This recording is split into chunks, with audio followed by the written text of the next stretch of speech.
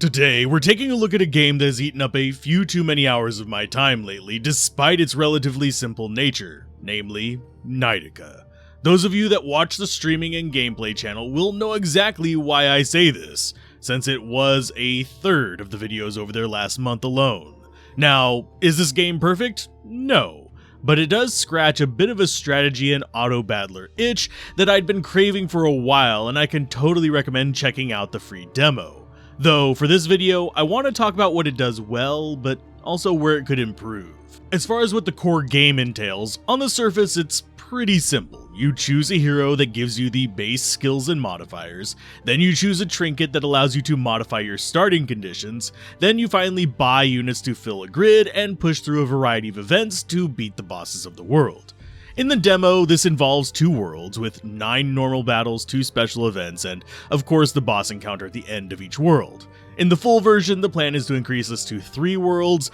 though from discussion on the public server, the suggestion to make an endless mode has been made quite a bit and heard, though I don't know if it's planned to happen or not in the final release. There is also a planned arena mode, though that's not in the demo, and I only know a little bit about it from chats on the server. It does seem to be a different form of a challenge mode, and there was mention that it included developer builds, so I wouldn't be surprised if it's a pseudo PvP mode, despite the game lacking an actual online component. That said, the screenshots do show it including normal units, so expect a lot more play and counterplay here than you'll find in the standard campaign mode. As far as the starting classes, there are 3 in the demo. The warrior, who is your most vanilla character and the best to learn on. You have the ghoul, which uses their life pool instead of money to reroll shops, and finally you have the jester, which is the RNG class. Basically, each shop reroll is determined by a d6, with 1 and 6 having special effects, while the numbers in between are mostly just shop size. I wager they will keep a similar unlocking model in the full version that they have here, so the fact that unlocking these generally comes in an order of more simple to more complex is not surprising, and I hope to see it continue on release. In the full version, the plan is to expand this to a 9 character class option, which should mix up the variety a bit, though as it stands, these 3 all feel pretty much like straightforward economic characters, and I do hope the remaining 6 have a little bit more play whenever it comes to how you manage your field and how your units advance themselves. It may be a little out of spec, but I do wish the heroes were a little more present on the field, just in a few cases at least, because as it stands by World 2, I could often just feel ambiguous about my hero choices since by then I'll often forget who I'm playing. The extent of the hero involvement in the field appears to just be global abilities and unique units, the warrior's legendary unit being the general, the ghouls being a cultist, and the jesters being the dealer. These are fine, though I would love to see these lists expanded a bit, especially since you'll almost never see the warriors until the end of World 2 thanks to it being legendary, but you'll see the jesters first thing in World 1 since it's simply uncommon. I would love to see each class having a number of thematic units across their rarity range, so you can choose whether you want to build generic or on theme, and this would help in balancing as well since it would let you introduce a fun unique ability for some of them without cross-class imbalance. Even just bumping it up to 3 or 4 units each, even if those are shared with other specific heroes, would be fine. As far as the units themselves, we are working with a limited pool here, and that does hurt some of them more than others. The knighthood units, for example, appear to be designed heavily for cross-buffing between each other,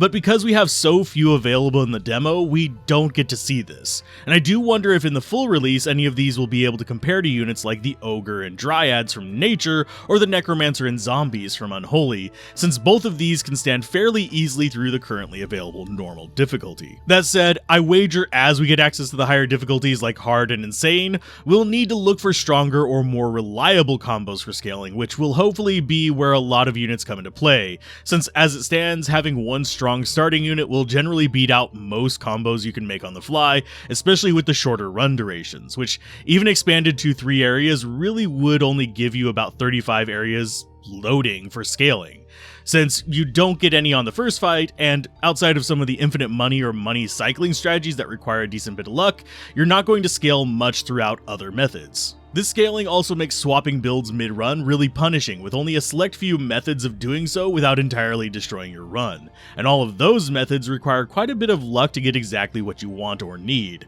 especially if it involves a legendary unit. Personally, I think more of the legendaries and possibly even the epics need to lean a little bit more into build amplification, unit consumption, or even unit connections, since by the time you get them, you're not going to see them at exceptionally high level or have much time to boost them compared to the rares and commons you've gotten much earlier and leveled up much more hardcore. And all that does bring us back to those starting units, which you get through what is called a trinket system when starting a run. These range from bad to interesting or really overpowered, and from what I can tell, most people just re-roll them until they get a starting unit they want, which is usually ogres, sometimes some other things for some quirky runs, with most people passing over all but a few of the generic trinkets. A shift I would like to see would be able to shift a starting unit selection and a trinket system as a start, which would cut down on the spamming reroll for optimal settings that tends to go on. And I think this will even get worse whenever the higher difficulties are unlocked, and those strong starts become necessary rather than just nice to have to make the run easy. A way to address all this would be to instead split off the unit selection and trinket system from each other, instead allowing the players to select a starting unit and a trinket to go with it. This would require rebalancing, but does open opportunities for meaningful progression towards rewards, and even the ability to differentiate difficulties. I would make it so you choose your starting shop tier and then your trinket afterwards, possibly not even choosing a specific unit until you're in game, since this would remove the reroll farming we see now. The way this could be incorporated would probably be select a normal unit shop and have a selection of strong trinkets. Select an uncommon unit shop to start and have a selection of just good trinkets, rare for minor or neutral, and the epic units would have a selection of penalty trinkets. This streamlines the game start and reduces friction points, while also giving the variability of field-altering trinkets.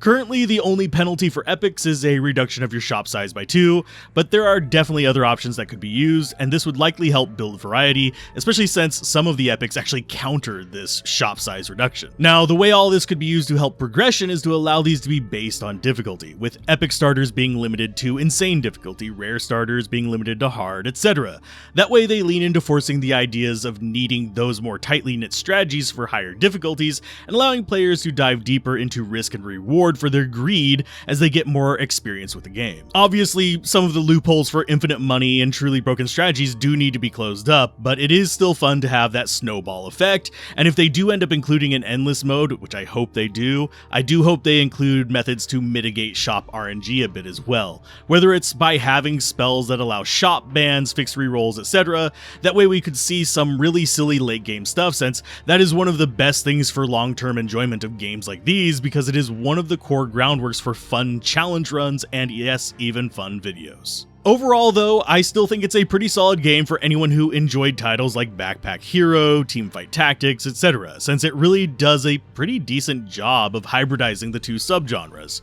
And while I would like to see the concept taken further in terms of complexity and scale as this is, it's a simple, straightforward game that is enjoyable. And it demonstrates the core concept that future titles could and probably should iterate on and build on for audiences that like the nice mix of puzzle and tactics these types of games bring into play. Though I do wish they'd also bring in a few hints from tower defense and let me choose who my units target, because, frankly, they keep going after the trash first.